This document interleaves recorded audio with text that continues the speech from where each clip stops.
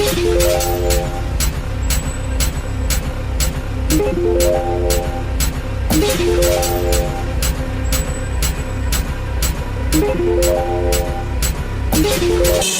Porchcast with Brandon and Christian.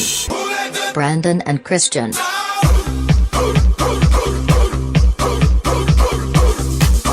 The Porchcast with Brandon and Christian.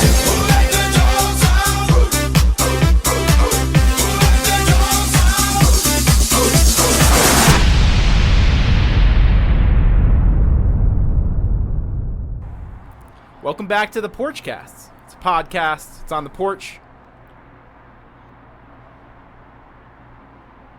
And that's why we call it the Porchcast. Christian, how you doing over there? I saw a sign and it said "Lost Bird. If found, please contact phone number." You think it was a joke? I don't know what to think. Because it's really funny. It's Yeah. a really funny joke if they were kidding. I have there's a few different options. It could be a joke, which is hilarious.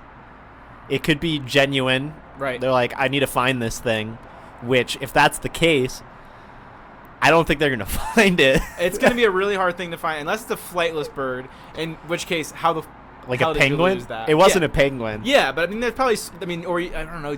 I think people might clip birds' wings so they can't fly away. I think. I don't know that for sure. Oh, I don't know. But Well, even still, if it was a flightless bird, you can't lose a flightless bird, I imagine. yeah, my first thought, though, is sort of just like, I don't think you're getting that bird back. But it's No bird back for that guy. I didn't even consider that it might be a joke, because that's a great joke if true. Another option, though, is that I was just thinking of this a minute ago, is that a mom, for some reason I figured it would be a mom, because it seems like a mom thing to do. She got the kid a bird as a gift, and then the kid lost the bird somehow. And then the mom's like, you better try to find it, you know? Yeah, of course. The kid's like, I guess. I mean, I'll try. I'll try, but But I don't know. I don't know if we're getting that bird back. yeah, you're never getting that bird back. Wow, that's interesting. And there was a real phone. Now, was it just one phone number, or did it have the little tabs that you would like pull to? There take the weren't phone number with you? tabs. Okay, It was just the one phone number. it's been there for a while, because I thought I wanted to Probably bring 'cause this they can't up. find it. Yeah, if I wanted to bring this up for a little while. I mean, maybe we could help find the bird, to be honest with you. Like, I've seen a few. yeah, it was, I don't know the type of bird. Mhm. It was definitely one of the kinds of birds. Yeah, I would imagine. Yeah, I could narrow it down. It wasn't a penguin. It was not a penguin. Was it an ostrich? No, it was one of the ones that had, like, yellow feathers on its head, but the rest of it was white. colored. It was a colored picture. Yeah. That's good. That's helpful. A lot of those lost dog pictures are in black and white. It's like, Yeah, lost dog. You take those with a grain of you take those more seriously than lost bird photos. For some yeah, reason. like a grain of the earth. Even a lost cat picture, I'm sort of like, I don't know if you're getting that cat back, because cats are sort of like, they just it just escaped, you know? Yeah, It's it free could now. Be anywhere at this point. Yeah, exactly. Yeah, cats can get around. I mean, dogs can get around too, but cats. You know what the sad thing is? The reason that cats probably get away more often is because cats don't die as easily. Dogs die all the time. Yeah, because they're not as good at hunting for stuff if they Exactly. haven't grown up in that environment, And which is fair. Cats are nimble. They know how to hide. Dogs just want to be out there with all the Yeah, they're a activity. little bit too trusting of people. Exactly. Probably. Exactly. Let's see a car and they want to go. They want to go in it or something, and they're gonna run towards it.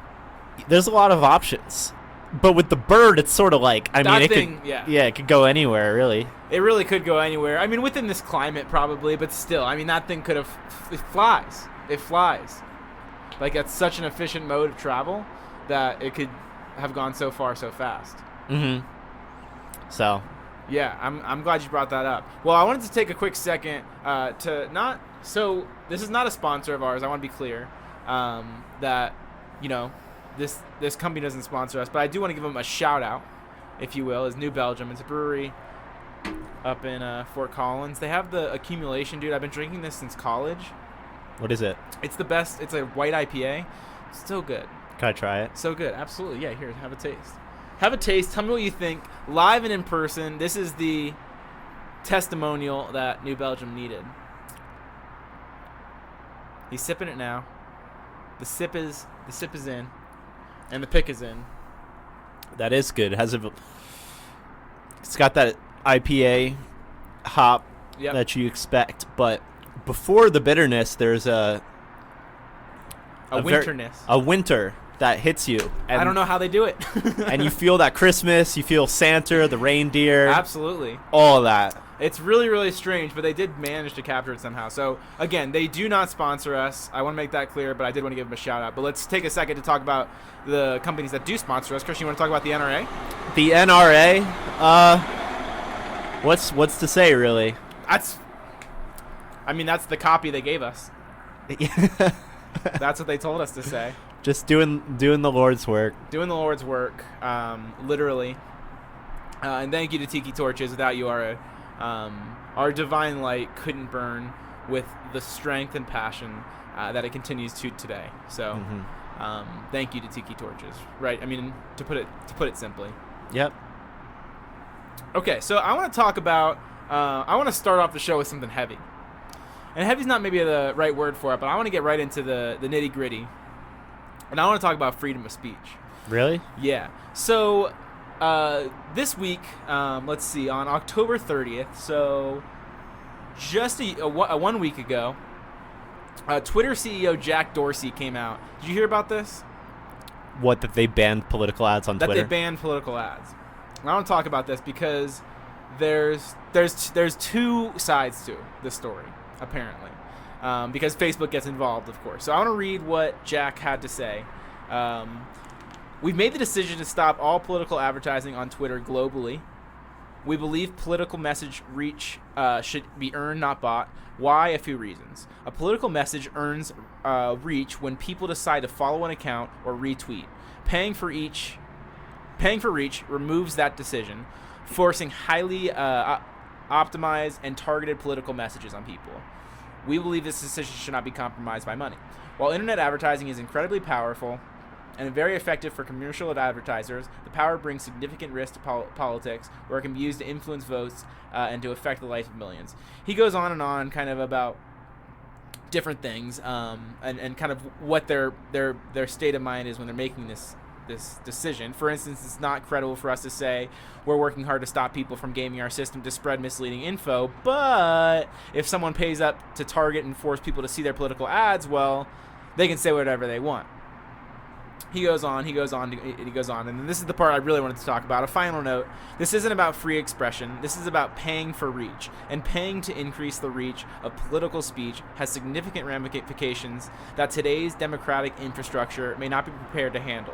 It's worth stepping back in order to address. So that's what he had to say on Twitter, and Facebook came out and essentially said that it's about 0.05% of their revenue comes from political advertising dollars. Facebook said that, or Twitter? Facebook said that, because Facebook came out and said we're going to continue to allow it. They doubled down and said that they only allow, or that only 0.05% of their revenue comes from political advertising, and they're going to continue to do it because of giving those politicians the same rights as everybody else to be able to buy time on the platform and buy space on the platform, and they're not going to censor political advertising.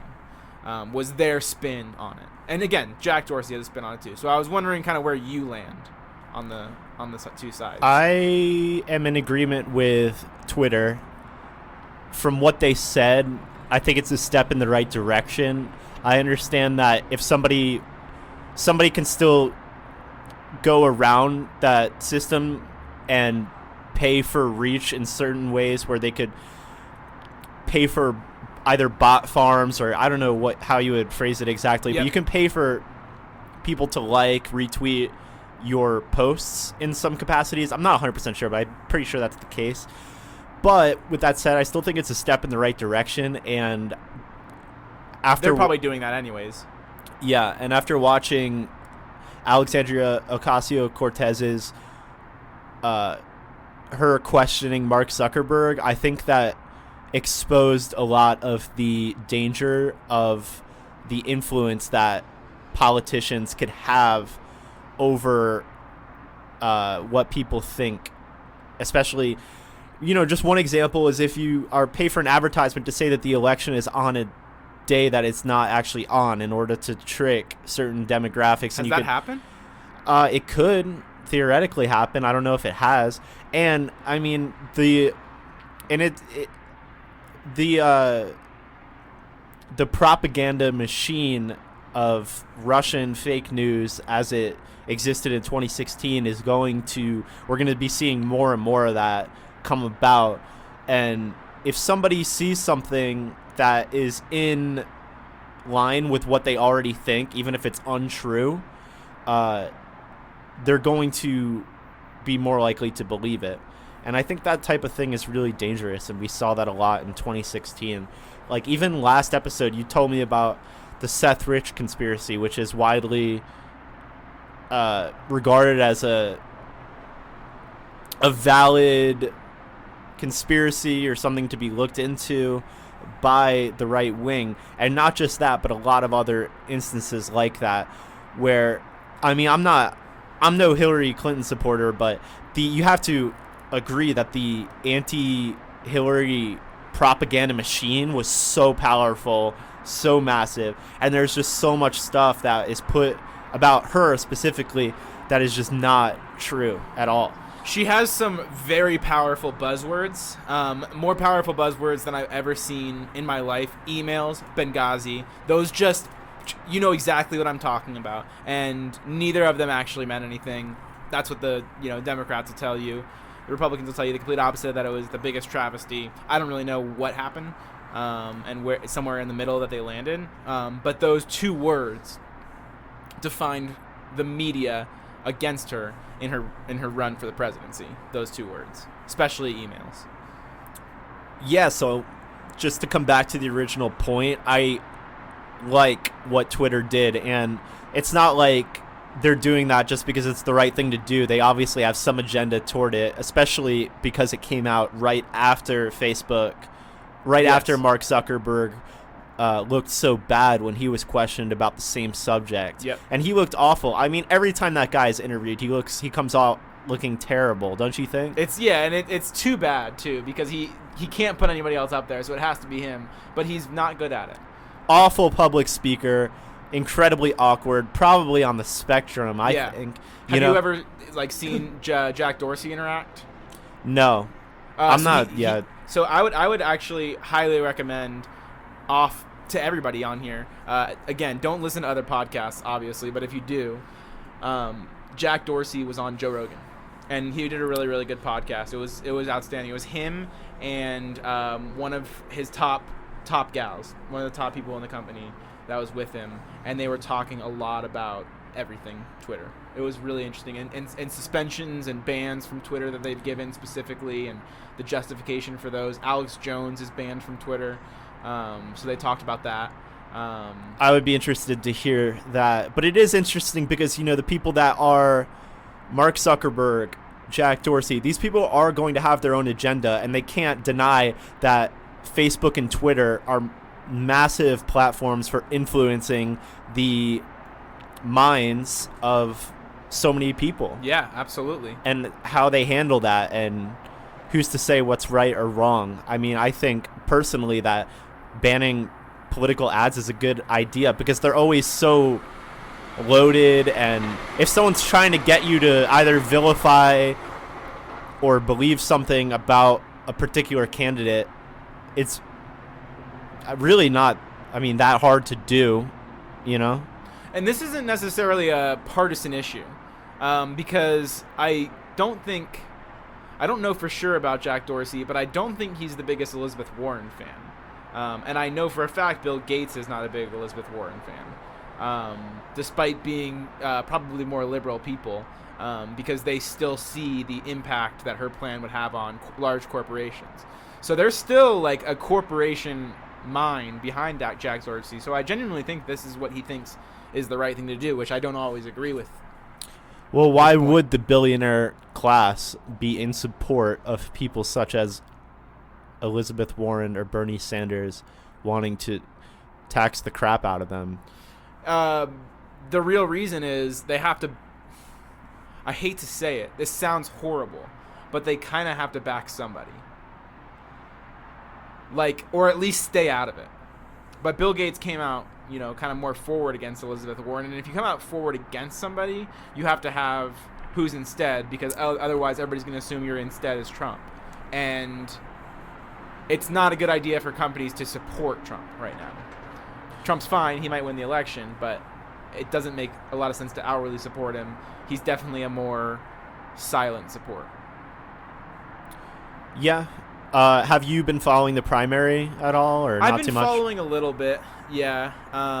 And it sounds like the playing field has remained largely the same since it started. Kind of same major players in the same positions, not a lot of movement.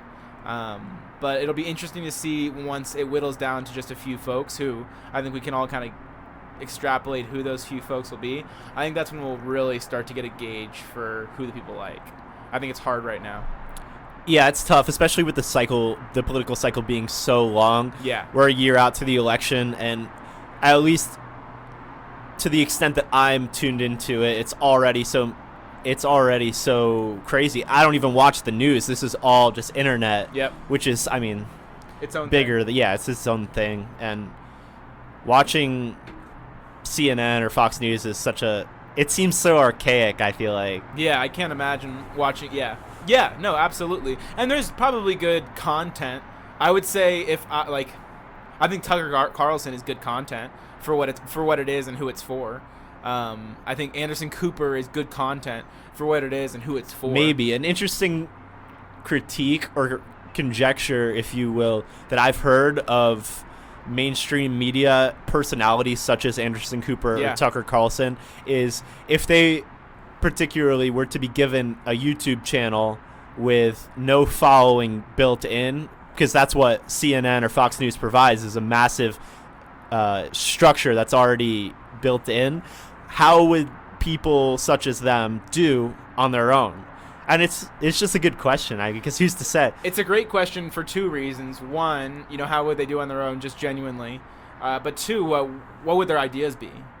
Because they're probably sanitized, right, when they're actually speaking and really speaking from the network point of view and not so much from their point of view.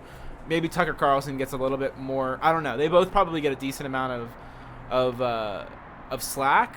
I suspect, though, that Tucker Carlson and Sean Hannity, Bill O'Reilly, they are paid to have an agenda, to think a certain way, no matter what. And I mean, just to be fair, I would say Anderson Cooper's the same way, Jake Tapper, people like that on CNN, and they are not going to deviate from what is quote-unquote allowed or consistent. That's why, I mean, you see someone like Shep Smith.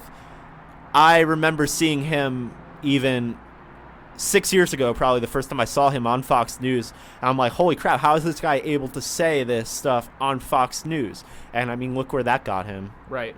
So what exactly happened to him? I kind of remember this, but he was, I would think that he was fired, but he was frequently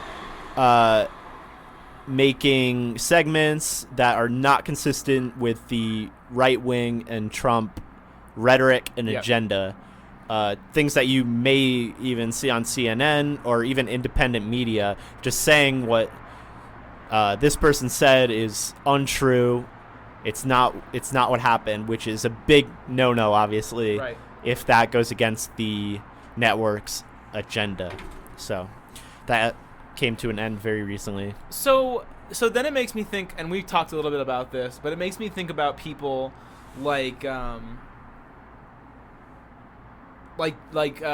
Meyers, right? Where it's clear what Seth Meyers' opinion has to be. But what if behind that Seth Meyers was a Trump supporter? Because Seth Meyers, to be clear, is anti-Trump. His show is anti-Trump. And it's borderline propaganda. I like him. I think he's funny. I like Seth Meyers a But lot. the as a person. thing with shows like that and before that, Colbert Report, is that the primary objective is to be funny. Right. But it is still factual. I would encourage anyone who is critical of shows like that. Of course, it has a bias. Of course, it's propaganda by definition. But take it piece by piece. What are they saying that's not true? What are they saying that's sort of half true? You know? Take it piece by piece. And, like, if you can make coherent arguments against it, then that's fine. But so I don't know. But let me ask you this: what if you took the other side of that? Which, in my opinion, if you're looking for a comparable, it's Rush Limbaugh. He's the best at what he did. You know, just objectively, he is, you know, in the upper echelon of radio hosts amongst like the Howard Sterns. Like he's up there because he is probably the best at it. So, isn't that kind of the same thing? I'm not sure. I've never listened to his show, to be honest. It's ridiculous. It's take Alex Jones and Seth Meyers and put them in a blender. And then take Seth Meyers but twist him around on the other side. Throw him in a blender with Alex Jones, and you just have this ridiculous man that people call into and just love and support so much. Just like, thank you for saying the things that you're saying and coming out and being our voice. I think the difference would be, I mean, those shows don't assert themselves as comedy first and foremost. They're very much not. And right. Alex Jones is an entirely other thing. I don't know about Rush Limbaugh. I understand that he's criticized for being pretty radical and wacky, but I can't really say because I've never really listened to his show. I could talk about Alex Jones, though. I mean, I think he's a nutcase. He's out of his I mind. have absolutely nothing but contempt for him and anybody like him. Yeah. So I mean, take him in a vacuum, just the guy, and he sucks. But the Sandy Hook shit was so ridiculous and unnecessary. And he's getting sued for that. Yeah, and that's the type of thing that... So if you're not familiar, Alex Jones is a kind of... You want me to do it? Yeah, what is Alex Jones? Explain who Alex Jones is for those who have never heard of him before. Alex Jones is a massive radio personality, independent radio, who is very right-wing, is extremely loud and what's the word? Unhinged. Very conspiratorial. Everything is a conspiracy. Everything is I don't know. He frequently peddles snake oil. He's constantly selling stuff like supplements, despite being a very clearly unhealthy person. What we're starting off the subject of Alex Jones by talking about is he was a frequent denier and very vocal denier of Sandy Hook, which in my opinion and so many other people too, is just absolutely despicable. Yeah. Saying that, you know, these kids died, their parents are mourning the loss of children, and he's out there saying to a massive, absolutely monstrous platform that this did not happen. A monstrous and ravenous platform. Yeah. Not a chill, take it and enjoy the content platform or audience. An audience that ought not to be listening to that kind of stuff. He's the type of person, in my opinion, that isn't even worth laughing at because of how vapid and unhinged he is. I have to agree. If not for his massive, unbelievable platform that he has, which to have, if we want to talk about freedom of speech, I mean, it's interesting because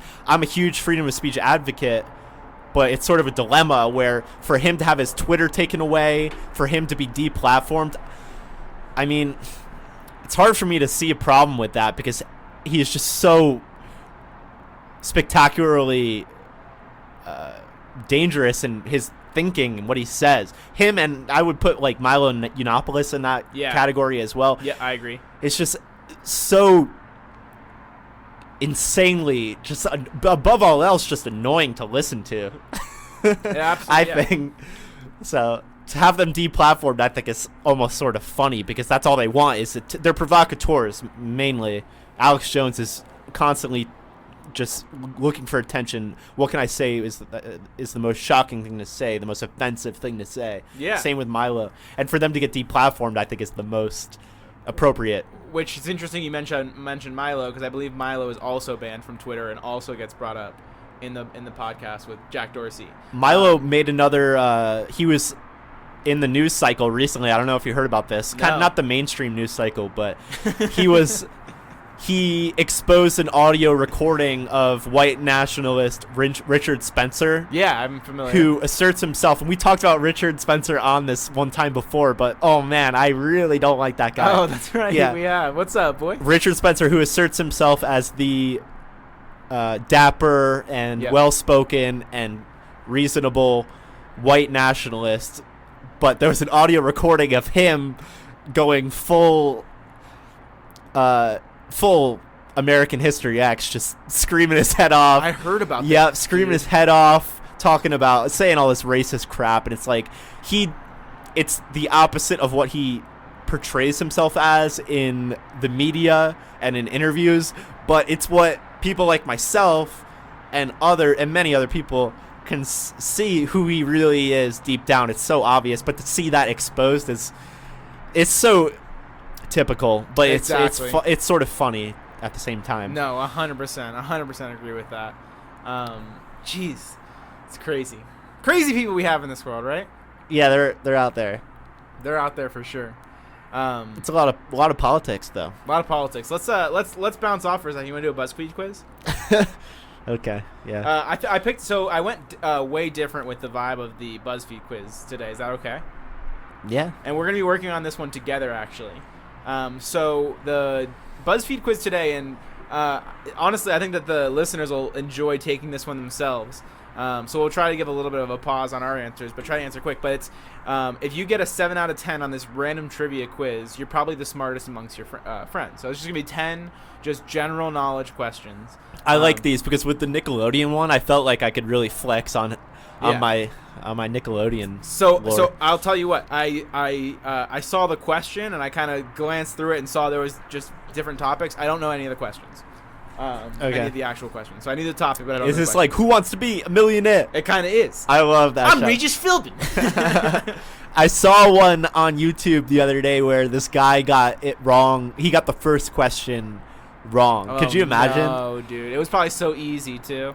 Yeah, but people in the comments were like, this is an ad. And I was like, ooh, that's a good ad because that's going to drive people to watch the video. And they're going to be like, oh, Who Wants to Be a Millionaire? That show's still on? So putting a quick pause on the BuzzFeed quiz, are you familiar with the first millionaire on Who Wants to Be a Millionaire? Yes, I remember watching that at your house. Yeah, I love the video. On the big screen, yeah. I've watched it a million times. So the first winner of Who Wants to Be a Millionaire is an idol of mine. He is amazing. So he was on the $1 million question, and if you're not familiar with Who Wants to Be a Millionaire, get the fuck out. I'm not explaining the show to you. Go watch it, and then come back and listen to this podcast, because you've better have fucking watched Who Wants to Be a Millionaire at some point in your life. And so he gets to the final question, and I don't remember the final question. I think it was something about a president. It might have been a president appearing on like a comedy show. And so he says, I'd like to phone a friend. And Regis says, who do you want to call? And the guy says, I want to call my dad.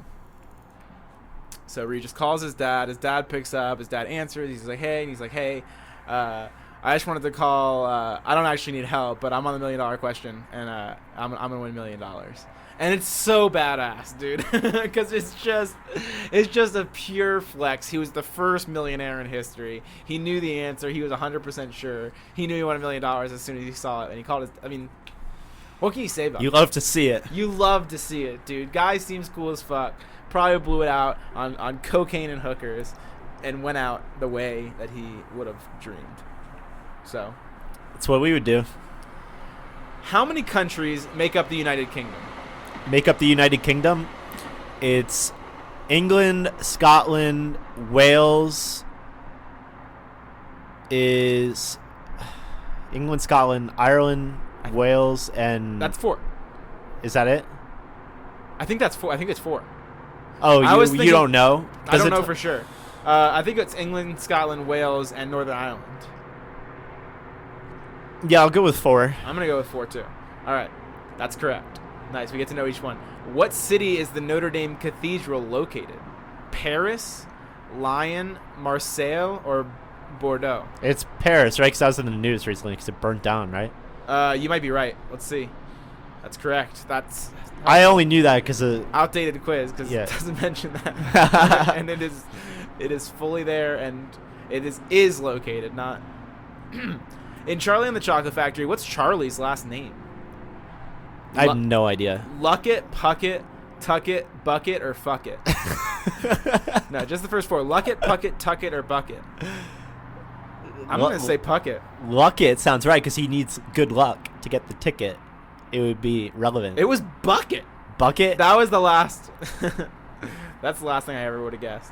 What is the heart? Where is the heart of the shrimp located? The heart of the shrimp? Yeah, in its walking legs, in its eye, in its head, or in its tail? In its head? I'm going to say in its head, too. That's correct. I feel like I've heard that somewhere before. And I kind of know. Yeah, just That's the shrimp juiciest anatomy. part. That's pretty Yeah. colloquial. Is Jupiter larger or smaller than the Earth? Okay. Are you Jupiter stupid? larger or smaller? Yeah. Larger. Yeah, it's the biggest one. I think that's Neptune. The biggest planet? I'm not sure. I It's think Jupiter. it's oh. Yeah. How many players make up a baseball team? Way too many, I feel Way like. too many. I Yeah. think it's 10. You mean are on the field at any given time, I or believe are we talking that's- about the wait. dugout as well? I believe. Because I think 10 is the most. It's 10, 9, 8, or 7. I think it's 10. well, there's the 9 batters, the pitcher, pitcher, catcher. catcher, first, second, third, shortstop. So pitcher, catcher. How many 1, guys 2, in the 3, outfield? That's 6. It's 9. Left field, midfield, and right field. I think it's 9, dude. And there's 9 batters. So it makes sense. How do you know? I know there's 9 batters How do you know that? because you have an order. You have a batting order. So, like, you plan. Did you ever play baseball? I played baseball video games, so I'm familiar Okay. with, like, how baseball There you go. operates. And, yeah, you, like, want, like, you in theory, like, your first batter is going to get on base all the time. Like, your second batter is going to get base all the time. Your So third- which order do you put like the best person? Like first or second? People would disagree, but I would say third or fourth. I was so bad at baseball, dude. But I wasn't the worst one on the team. Yeah, have we told the story about What story? softball? Oh, in middle school, Yeah. where I got hit in the face with the ball. That's Dude, my the story. face is just a ball magnet. It really is, dude. It's like that episode of Drake and Josh where Josh and his grandma play. Yeah, or Drake I and his just- grandpa play basketball, which we should watch that tonight. I'm down. I just sometimes think about like how uncoordinated I am. It's Yeah. really crazy. But the finger really dexterity are. is there, you know? The finger dexterity is there. Are we going with 9? Yeah. That's right. Okay. Where were the 2016 Summer Olympics held? London, Seoul, South Korea, or Brazil? They all sound right. I have no idea. I think it might have been Brazil. No, that was the World Cup. Sochi. No, that was the Winter Olympics. I was in England in I think 2012 because they had a Olympic event there at the time, and I was coincidentally just involved in it in some capacity. So we want to agree or just assume that that's not where it was? Yeah, so it wasn't there. So Probably. maybe South Korea? I would probably go with Brazil. Okay. I'm comfortable with Brazil. That's right, dude. That's what I'm saying. Have we gotten each one so far? No, we missed the one. We missed Which the one? Charlie and the Chocolate Factory. Oh, that was a stupid question. Yeah. What color? Oh, dude, this question pisses me off. Why? What color are airplane black boxes? Black. That is a choice. Let's go with black. It's in the name. There's also it's in the name. There's also orange, green, and black, brown. You want to say What black? is a black box? It's the thing that records the audio, I believe, inside the cockpit. You want to go with black? Yeah. They are orange. All right. Where did the Caesar salad originate? Mexico, Italy, Greece, or Spain? Yeah, I don't know. Italy? I'm guessing Italy too. All right. Because Caesar, that's like It is Mexico. Mexico? Wow, that would have been my last guess. This is tough. All right, what type of musical instrument is the English horn? Is it a flute, an oboe, a clarinet, or a bassoon?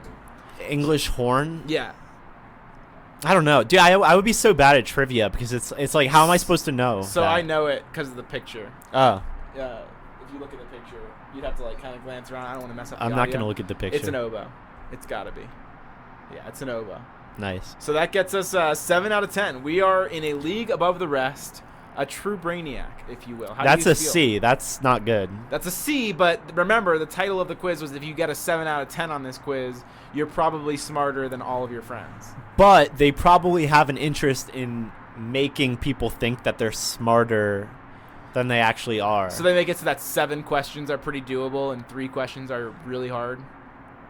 That's a good theory. Yeah, I mean, some of those were hard. The oboe one was easy. The Mexico one was hard as shit. The black box one, I'm guessing between 3 random colors. That was a aren't trick black. question. That was a trick question. Because if it was black, we'd be like, oh, of course, it was in the name. The Olympics one was kind of hard, but the Charlie and the Chocolate Factory is probably easy for some people. So, interesting stuff. But did they say his last name in the movie? Because it's based on a book, right? It is based off a book, and that's a good question. I'm gonna guess yes. I'm gonna guess they do.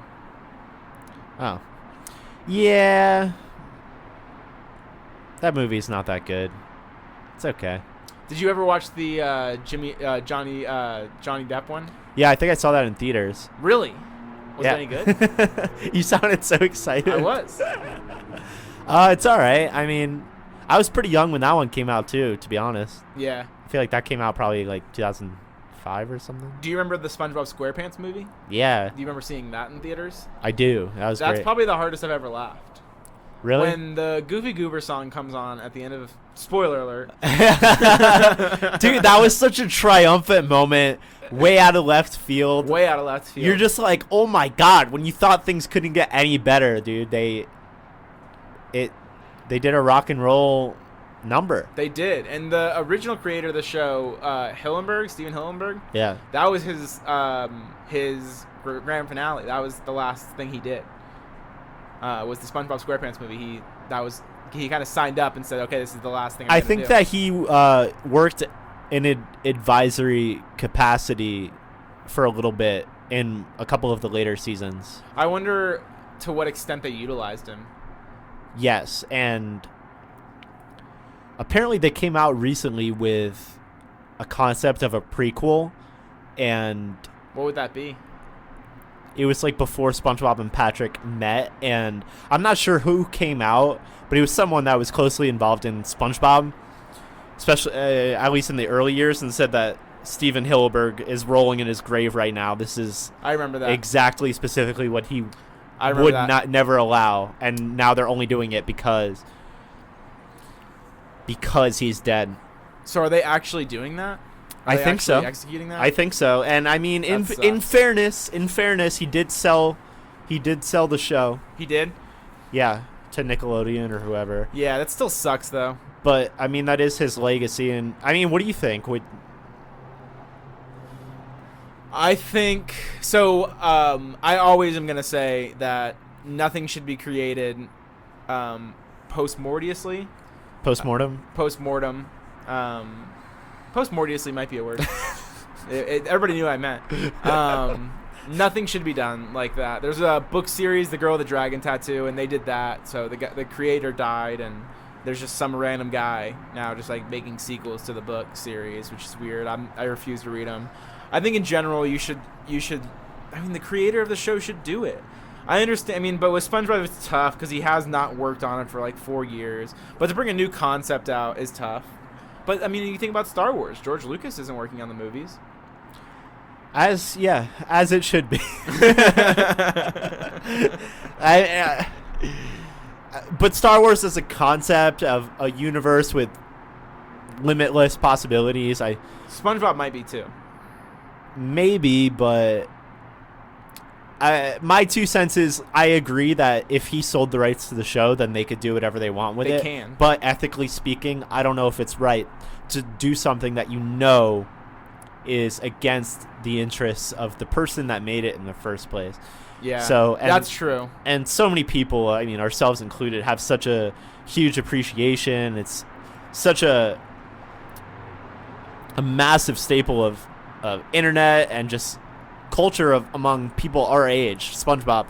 And of course the show is not what it used to be, but maybe to respect the wishes of the creator it's the least you can do, I feel like. Yeah, and it's guaranteed to be terrible, because think about like who's doing animation right now, and they're going to be people who love SpongeBob. That's just what a good animator would be, is that they just love and appreciate good animation and good animated cartoons.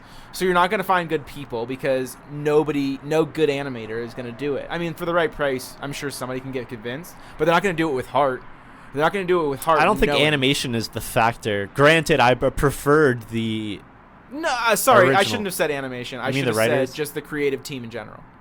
The creative team in general needs to have heart. Because it's behind it's the spirit of the show. Exactly. That, I mean, if you take away the person that created it in the first place, who else is going to be able to replicate that? That's like saying, okay, well, you know, could be anybody, you know, like Mozart is dead, Beethoven's dead, but, you know, it's like Picasso is dead.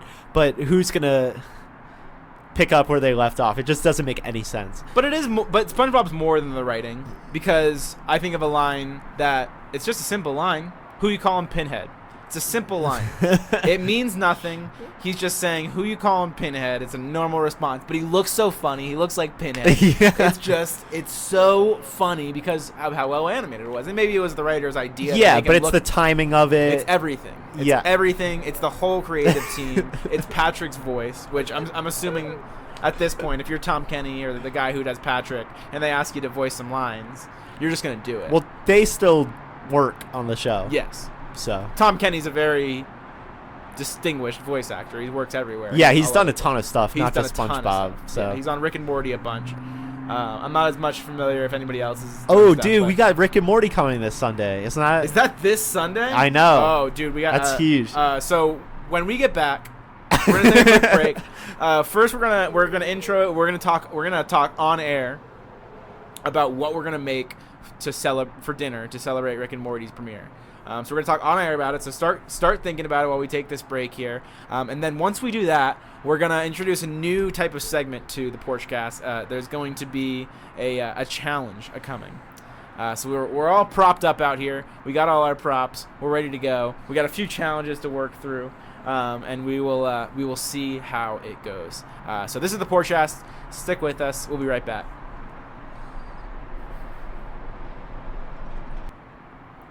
And the Porchcast is back. Thank you for letting us take a quick break. Get all our supplies together. All right, so Sunday night dinner is already such a big thing, such a big deal in my life. I love Sunday night dinner.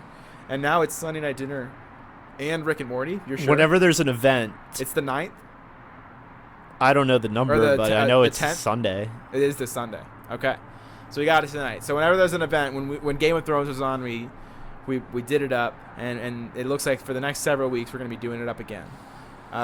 So what do you think? What are we gonna do for dinner? Yeah. It's usually your job to cook, right? And it will be my job. I know that you've been trying to avoid wings. I've been pushing for wings for a little while. I know. Love eating chicken wings. We could do burgers because we didn't do that last week. All right, there it is, folks. It was easy. We got right to the point. We're doing burgers. The reason I'm not doing wings is because I've submitted myself to a challenge. So I mentioned at work that I can eat 50 wings at this place by us that does all you can eat wings, and they don't believe me. So I'm going to do it on November 21st. So I think next week's podcast will be the last podcast before then, so I'll give a final update before the Wing Off. But the Wing Off 2019 occurs on November 21st, so a lot of people are involved. You got dozens of people all making bets on whether or not I'll be eating 50 wings. I don't have a doubt in my mind. Neither do I. I have seen it all. Yeah. I know you can do it. Yeah. So, not worried about that at all. All right. So it's challenge time. So we're gonna do 3 food challenges today, and we're gonna see how we do. I'm nervous, especially about one of the 3. So, the first challenge is Chubby Bunny. Christian, are you familiar with Chubby Bunny? I am. I loathe it entirely. You loathe it entirely. What Yep. do you not like about Chubby Bunny? I don't want to stick a bunch of marshmallows in my mouth, and I have no interest in watching anybody else do it either, but I guess that's what we're doing. Do you like saying Chubby Bunny though? No, I don't like saying it.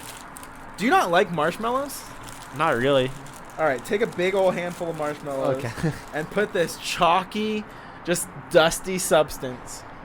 You're going to put as many of those into your mouth as possible. And we're not going to do the whole Chubby Bunny thing because that sounds ridiculous. I just want to know exactly how many marshmallows you can put in your mouth. So that's one. And I already hate it because I got marshmallows all My over mouth is so dry. me. Dude, prepare yourself. It's going to get worse in a little bit here. That's 2 marshmallows. How many marshmallows does you use? Is that 3 marshmallows? Alright. 3 marshmallows. Are you gonna swing it? Are you swinging? I'm tapped out, dude. Okay. 5, 6, 7, Brandon's committing. 8, and 2. I'm using the salt lamp to heat up the marshmallows. Alright. So 8 marshmallows is the answer. 8. 8 marshmallows, and I hated every second of it. So if your friend or your roommate ever asks you to go on a podcast and play Chubby Bunny, tell him to go fuck himself. Because it's the worst fucking game ever. I almost threw up marshmallows everywhere. I'm scared of choking to death because sometimes I have a really bad habit. I'll forget to breathe even though it's an automated function. Well, if you are scared of suffocating yourself, then you're going to love this next challenge. And you know what I've read about the cinnamon thing is that the dust can get in your lungs and that can cause some serious problems. You have to be very careful when you conduct the cinnamon challenge, and I'm gonna be very conservative when it comes to the amount that I put on the spoon. Okay. Because All right, my the spoon mouth has is been handed off. already so dry. That's- Do you really think I'm gonna put all this cinnamon in my mouth? Yeah, you have to. This is gonna derail the show. It might. It could. It very well could. I mean, that's the risk that I thought about it this morning, and it's the risk that I was willing to take. You thought about this morning, Oh, and yeah, you've I had thought- all day to realize that this is an awful idea. Yep, and I haven't.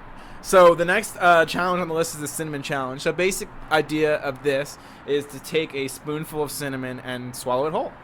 Easy as that. Cheers. How much did I you feel like get? the same. All right, so you're just gonna go all I'm just in. gonna go for it. Yeah, we'll just find out what happens. I don't even know if this is enough to do it. It looks like enough because I'm picturing it's so powdery. Do you have water over there? I have a bunch of water out here. I'm scared that I'm gonna choke to death. Take a water just in case. Here. All right, we got plenty of bottles of water. I have water already. Especially, I know, but you might need a bunch, so that's just ready to go. All right. Yeah, good idea. I'm gonna take a quick sip as well. Taking a quick sip of water before we even get started on this. All right, let's do it. Cheers. What's your strategy? I'm just gonna go in and see what happens. Go. What do you mean go in? I'm Are gonna you try to like- keep it in my mouth. I'm gonna try to keep it in my mouth. I'm gonna try to keep it in my mouth and slowly swallow the cinnamon. That's my plan. What's your plan? I don't know. I'm just going for it. I'm just going for it. All right. All right. You want me to count it down? wanna do No, it- because you I wanna- feel like this is gonna be really scary. I'd rather eat like something really spicy. Do you want me to do it first? I know we're gonna do that too. You want me okay. to do it first? Well, is it not right if I watch you do it and then I decide? No, we got to do it. Oh no, you can do that, but you should probably decide yes. All right. All right, Brandon just ate a spoonful of cinnamon. He looks okay, actually. Fine. It's not good though. You coughed up a cloud of cinnamon. You'll be fine. Do it. You'll be fine. Do it. It's tough. I know, but maybe I should commentate you doing it. Oh my god, dude! Do it. Do it. It's great. It's awesome. You I don't love look it. like you're having fun though. Do it. You'll be fine. I promise. I wouldn't guide you down this path if it wasn't. It's really not that bad. I don't like it.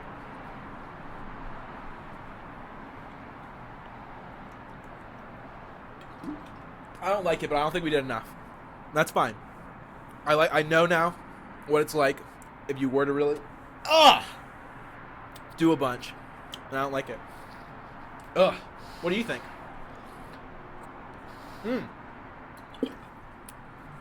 Christian just made a face.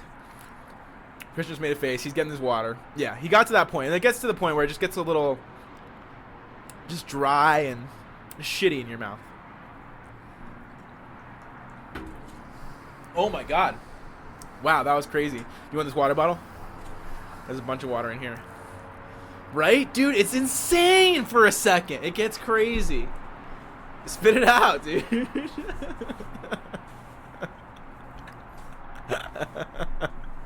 Alright, so Christian's spitting it out. I saw a little smile from him before he started spilling it out. It's either a smile or a grimace. Are you okay? We got some coughs. Are you okay? Am I allowed to spit it out? Yeah, no, I think so. I think absolutely you are. How do you feel?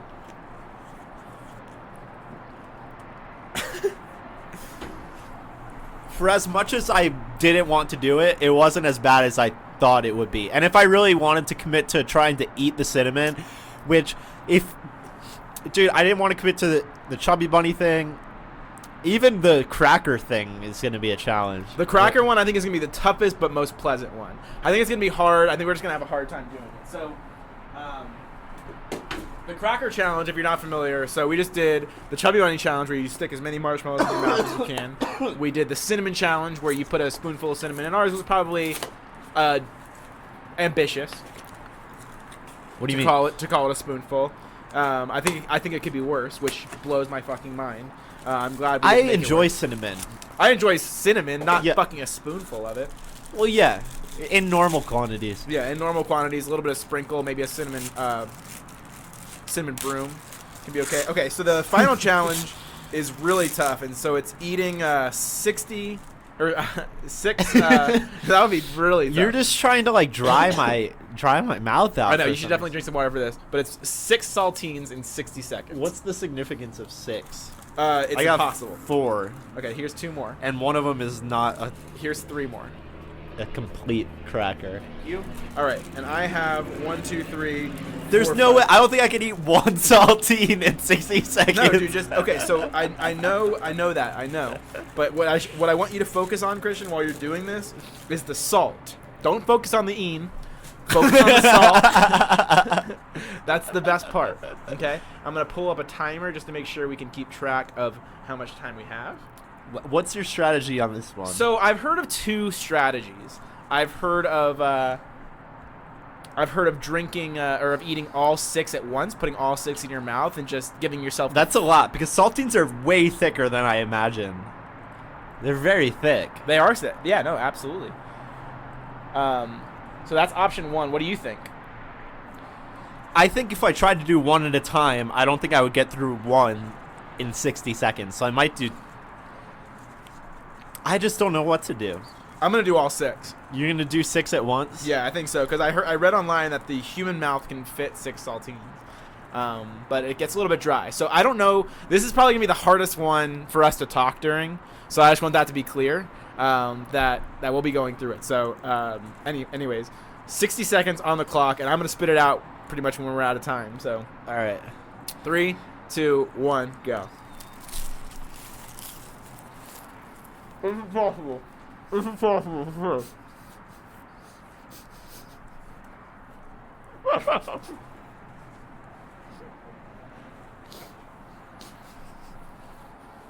I'm gonna do it. I'm gonna do it.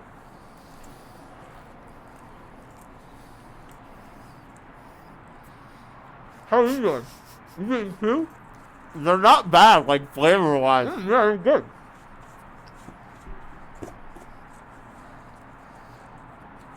I actually love saltines.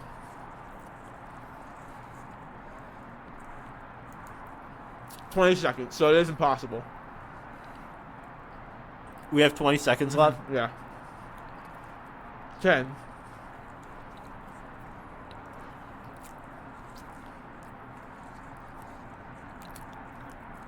All right. What are we at? That's time, but I did a really good job. I probably ate 95%. That's really good. I ate 2. It was a buzzer beater, though. It was a buzzer. The second one's a buzzer beater. If I had 3 or 4 more seconds, I think I could have finished it off. But dang, they were good. They were good saltines. Yeah, I don't mind saltines. They're not bad. You think of them as a low tier cracker, but Like I said, focus on the salt.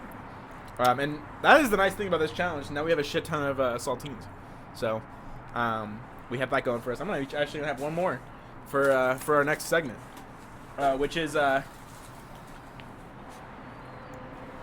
so you know about this. are you really eating crackers right now just for fun? Yeah, while I'm gonna eat a quick cracker. All right, I'll stay away from the mic. Because this is almost Too much. this is crazy talk right now. So one of my major interests is a subreddit called Relationships. And basically what it is it's people, real or fake, nobody knows, going to Reddit with their relationship issues and asking for advice. So I figured today me and Christian could go through and look at a couple and give our advice and then maybe look into see what whether we align with the Reddit community. We're really qualified to be giving relationship advice. Any kind of advice. Any kind of advice. Any kind of advice, come to us and we can help you with all of it. So the first one is a good one. So Did you select it already? yeah, I have 2. Okay. They're both short. And this one I really just kind of want to talk high level on. I want to hear your thoughts. So how do I...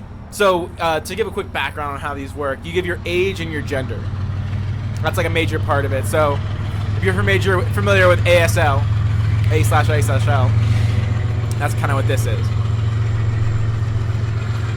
So how can I, 28 female, ask a guy, 30 male, out for coffee? I haven't been on a date in a long time. I've had a long-term relationship that ended a few months ago, and so no experience asking people out. She works in a fairly large office community, and I guess a guy that works there came by her desk and dropped off paperwork, and she just got, like, she liked his vibe, she thought he was cute, and so she wanted to find out how she could talk to him again, and so she doesn't really know how to go about it, how to navigate that. So my question for you, Christian, is what would you do if a girl came to you and she was like, what if, maybe you came back and pissed on me? And what? Pissed on me. Okay, I didn't hear you because of the train that was going by. Right, loud train. No, how do you feel about guys getting asked out by girls? Like, how would you feel if a girl asked you out? What does she look like? She looks good.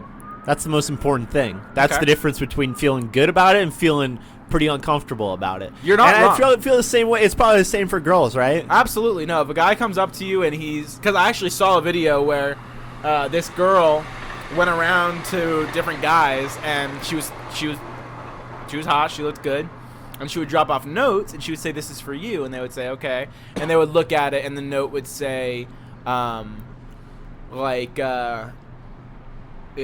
my drawers might pull out but I don't, or my bed my couch might pull out but I don't, or I want you to come back or can you sniff this letter, I put it in my butthole. Yeah, That's funny. And so she would pass out notes like that, and all of the guys were interested, dude, because she was hot. And they saw the note, and they were like, yeah, can I have your Snapchat? Can I have your number? Like, let's hang out. And she was like, yeah. I don't know what she do with their phone, but anyways, that's a complete tangent. What would you think if a girl did that? Just asked me out. Mhm. I'd be interested if she was attractive and I was available Yeah. emotionally Right. Of course. and physically. And physically, But if she was like the pretty general gr- concept of it. yeah, I don't see anything wrong with that. I agree 100%, but it's not something that's commonly done. Oh, yeah, I feel like people don't even really ask each other out in person anymore either. They'll probably just like text someone, you know? Yeah, that's true. It's like, let's go Yeah. to the aquarium. You think that's where the kids are going nowadays? That's where I want to go. The aquarium? Do we have Yeah. one in Denver? Yeah, I think so. I saw a sign for it actually earlier today. I own an aquarium in my room. I want to go to the aquarium. I want to be invited. All right, so the advice from Reddit was ask the guy out, and ask the guy out she did. So that's the resolution to the story there. She asked the guy out, and he texted. He asked for her number. What a tale. What a tale! And so Riveting. the two are now happily together. It seems. Now this one might not be so happy. Okay. So I 26F think I ruined my relationship with my boyfriend 26M because What did she do? Because I thought he was cheating on me with my sister 21F. 21F. Oh, well, there you go. Yeah. That's So the TLDR, she said read the title, which I actually agree with her on that. Well, yeah, I mean, you got the younger option available right there. That's right. Yeah, the better model according to her. Yeah. The hotter model, the funnier model, and just better altogether. Goes Yeah. to a better college. It's a no-brainer. Smarter. She is this girl 2.0. Her name's Alex. Her sister's name's Alex. Our boy in question, he's Daniel. And so Daniel and Alex, I guess, have always had a close relationship. They get along. They're both interested in video games, astronomy, and they have the same taste in music. So she's even cool. So Daniel loves her. Super awkward Yeah. family dinner and Thanksgiving. Yeah, I can imagine.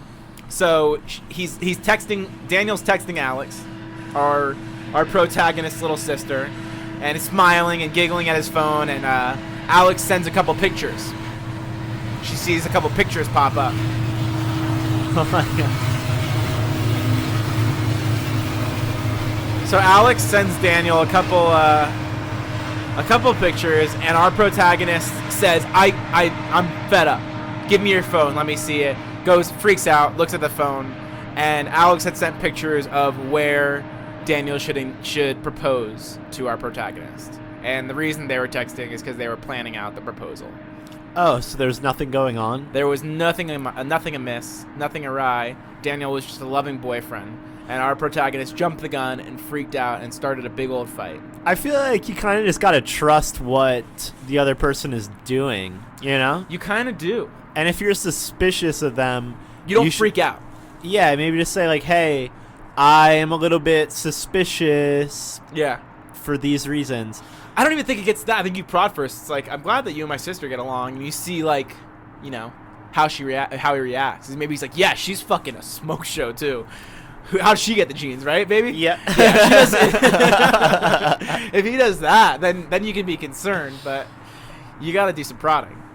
Yeah, I feel like you kind of just gotta trust people, and if you don't, then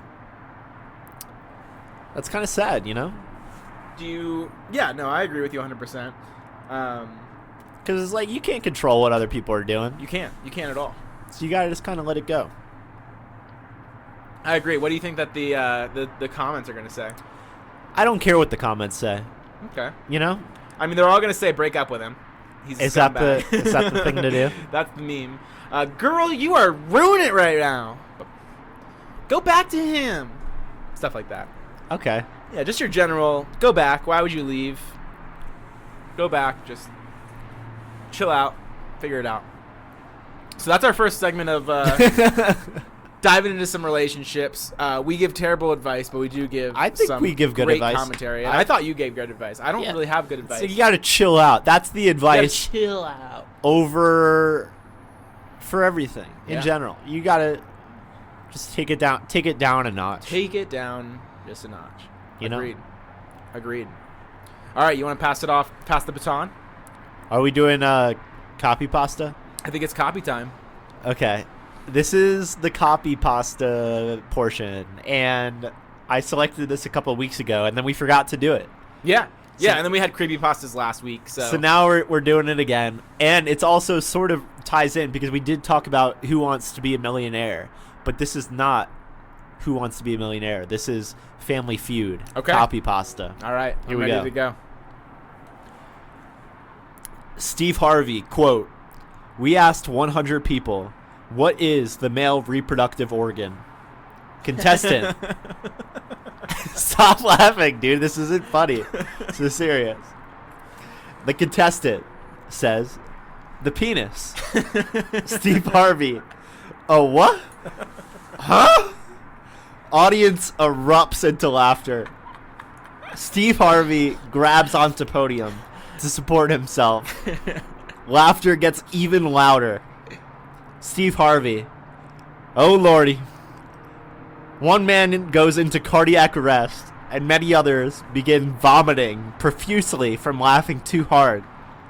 Steve Harvey, "You people need help." The earth shatters, and Satan rises from the underworld to claim unworthy souls. The universe begins rapidly closing in on itself. Steve Harvey, putting on a weary voice. Survey says the board shows 100 for penis. Harvey is able to get off one more shocked look before existence as we know it comes to an end. Dude. That's so it. Good. So what is that, by the way? What is what? Because Steve Harvey does do that. Are you familiar with the concept of Family Feud? Bro, am I ever? Okay. Am I ever? It's like, what are things you want your wife to do to you when you get home from a long work trip? And it's like,